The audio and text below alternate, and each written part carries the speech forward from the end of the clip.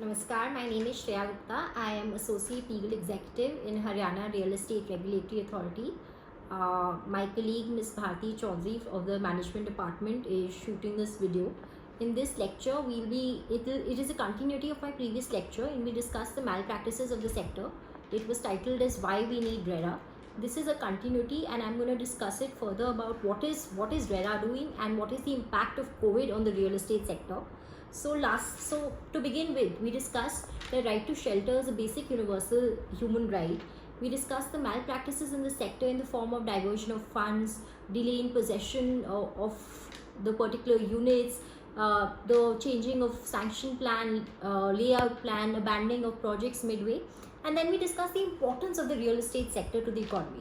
At this point, it contributes 6% of the GDP. It is estimated that it will contribute 13% by 2025. In terms of employment, it is only next to agriculture and it provides employment to both skilled and unskilled labor.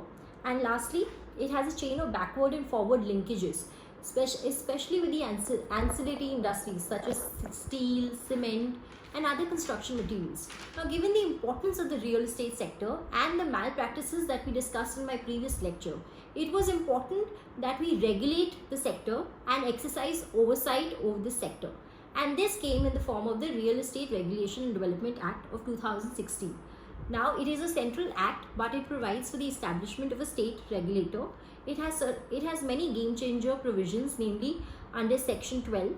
If the promoter gives any false or misleading advertisement, there is a penalty. If the promoter changes a sanction plan, layout plan without the approval of the allottees, there is a penalty. If there is a delay in possession, then there is compensation, there is interest, there can be refund. And again, under section 19, if the allottee also defaults on any of its installments, there is interest that it has to pay. Now, what are the functions of this regulator? So I will categorize these functions into administrative, quasi-judicial and advisory. Now, to begin with the administrative function, the Act requires that every new and ongoing project has to be registered with the Real Estate Regulatory Authority. Now, as per section 3, no promoter can even advertise or solicit any kind of third-party interest of allottees or anything, prospective buyers, without registering the project. Now, given the project financing of the sector is such that the money to construct the finance actually comes from these prospective allottees, this provision has ensured that at the very inception of the project, the project needs to be registered with the authority, and therefore this authority can monitor the construction of the project and oversee that this project is being carried on according to the sanction and layout plans. It has also promoted transparency and accountability in the sector. Transparency, because when a promoter has to make an application for registration, it has to submit details of its previous projects, it has to submit details of itself, it has to submit the approvals that it has obtained, the sanction, layout plans, the environment clearances, etc. And it also has to give a pro forma of the agreements that it will execute with the buyer in terms of the builder-buyer agreement, the conveyance deed.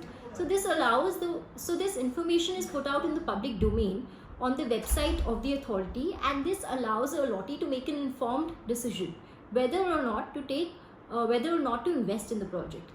How it promotes accountability?